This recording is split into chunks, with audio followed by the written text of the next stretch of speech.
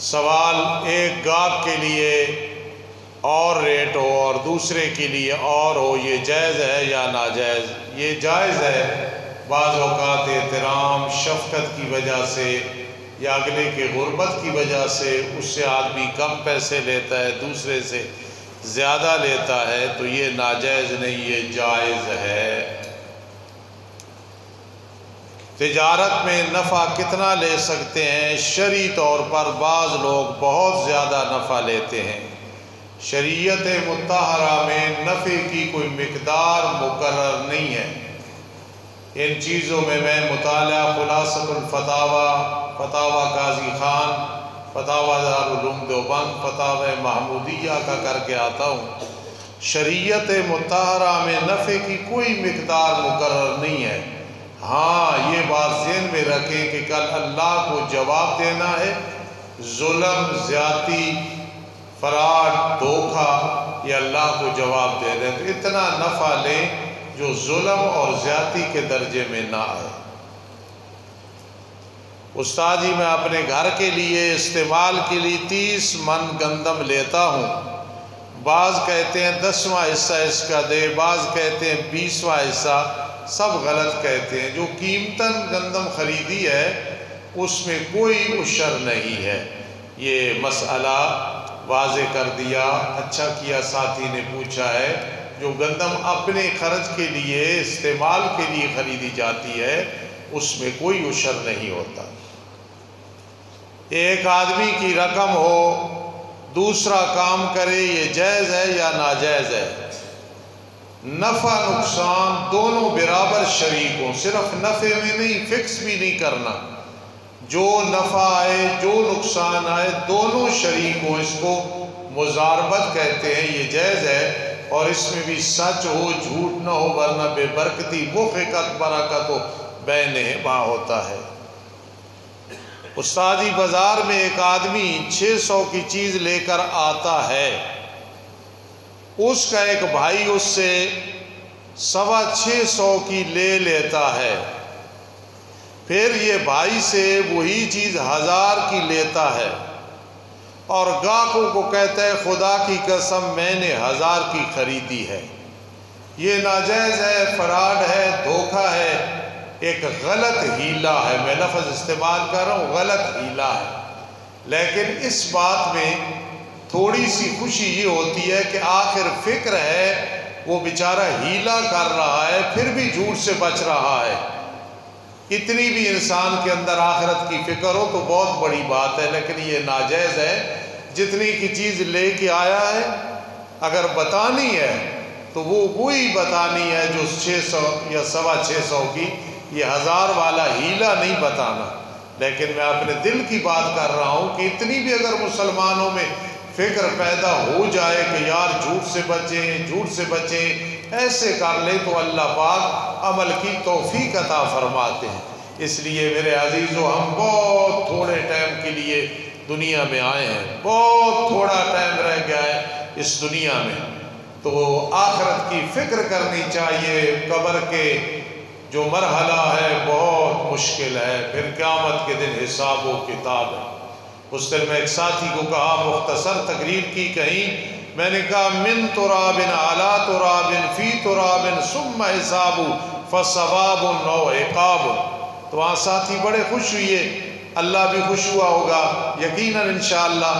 من تراب علی تراب فی تراب ثم حساب فثواب و عقاب۔ مٹی سے پیدا کیا گیا، مٹی پہ چل رہے ہیں، مٹی میں چلے جانا ہے، پھر حساب و کتاب ہے، یا جنت ہے یا دوزخ ہے۔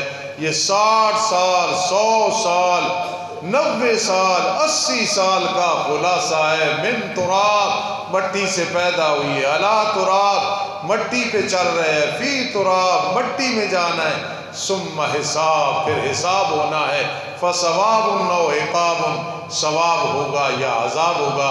اللہ آخرت کی فکر نصیب فرمائے۔ صرف مجھے 1 منٹ دے دیں، قاری یوسف صاحب ذرا آ گئے۔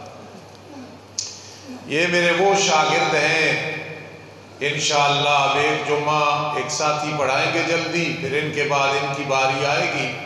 آج میں نے ان کو تکلیف نہیں دی، یہ میرے وہ ساتھی ہیں جن کا نام ہے مولانا قاری محمد یوسف صاحب۔ یہ آج سے 37 سال پہلے فقیر کے پاس پڑھنے کے لیے آئے تھے، اور مجھے ایک ناز ہے کہ ان کے والد صاحب بہت بڑے عالم تھے، حافظ سلیمان صاحب۔ یہ قاری عبدالجبار صاحب وغیرہ ان کے شاگرد ہیں رحمہ اللہ تعالی۔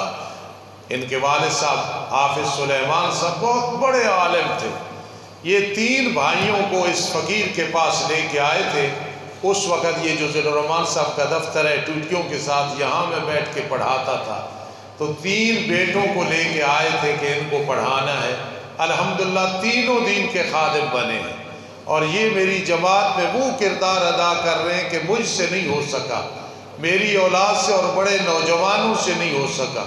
اور آپ کو خوشی ہوگی کہ مولانا طیب طاہری ہماری جماعت کے امیر ہیں، مولانا خضر حیات صاحب ہیں، مولانا عطا اللہ بندیالوی صاحب ہیں، استاد مولانا نصر اللہ صاحب ہیں، حافظہم اللہ، سارے انہیں مشیر بھی سمجھتے ہیں، حضرت شاہ صاحب، اور بیٹا بھی کہتے ہیں۔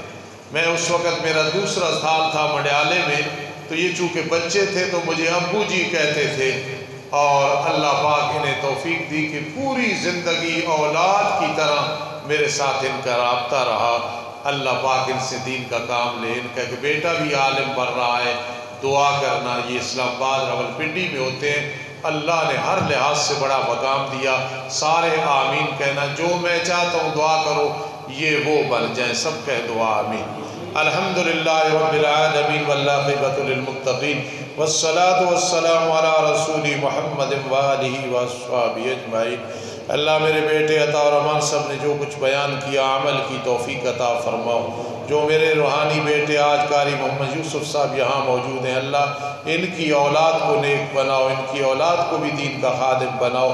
یہ میرے ادارے کے لیے، ہمارے لیے، اشاعت توحید و سنہ کے لیے مزید عزت کا باعث، ترقی کا باعث، حفاظت اور دفاع کا سبب بناؤ۔ اللہ بہت سارے لوگ بیمار ہیں، شفا عطا فرماؤ۔ میرا بڑا پرانا دوست اور بہت وفادار ساتھی بھائی نذیر کاجہ والا بیمار ہے، یہاں ہی بیٹھے، خصوصی دعا کرو اللہ انہیں صحت عطا فرما، ان کی زندگی دراز فرما، ان کی پریشانیاں دور فرما۔ ہم جتنے اللہ سب کو آخرت کی فکر نصیب فرما۔ اے اللہ کوئی پتہ نہیں ہمارے موت کے ٹائم کا، کسی کا کوئی پتہ نہیں، خاتمہ بالایمان فرمانا، عذاب قبر سے محفوظ فرمانا، آخرت میں اے اللہ بلا استحقاق، بلا عذاب ہمیں دخول اول جنت میں عطا فرما دینا۔ اللہ تجھ سے کوئی پوچھنے والا نہیں۔ اللہم خفف علی جزائی، اللہم ثقل موازینی، اللہم ثقل موازینی، اللہم ثقل موازینی، آمین یا رب العالمین برحمتک یا ارحم الراحمین۔ سبحان اللہ و بحمدہ، سبحان اللہ۔